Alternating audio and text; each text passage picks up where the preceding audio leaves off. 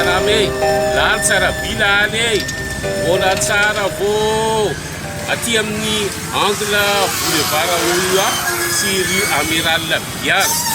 Aiza moa ianao zany boulevard Oua zany, ilay lalana mahitsy be iny mandalo an'iny prison, mandalo an'iny fiangonana Notre Dame, dia amin'iny manoloana ny foibe ny Sisele radio iny sy ny télévision iny, iny ny boulevard Oua Tomasina.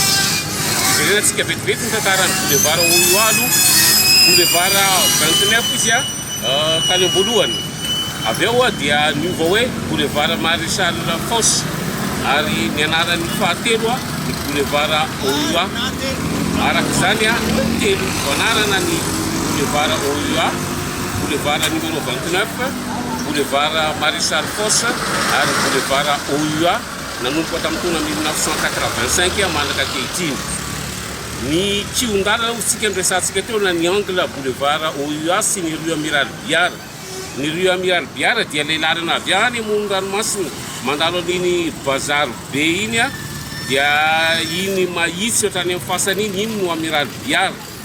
Indroa niova anarana io lalana io rue numéro 3 ny anarany tamin'ny voalohany dia niova anarana rue Amiral Biar. Dia Amiral Biar ilay manamboninahitra ny tafika ny frantsay tonga teto Tomasina niaraka tamin'ny Amiral Pierre. Efa ela tokoa zany lalana Amiral Biar zany.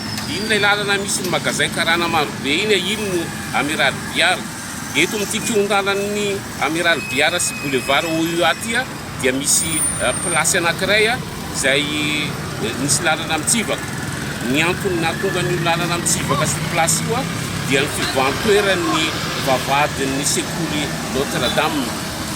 Nety taminao teo ny angle boulevard Oua sy ny rue Amiral Biar teto Tomasina.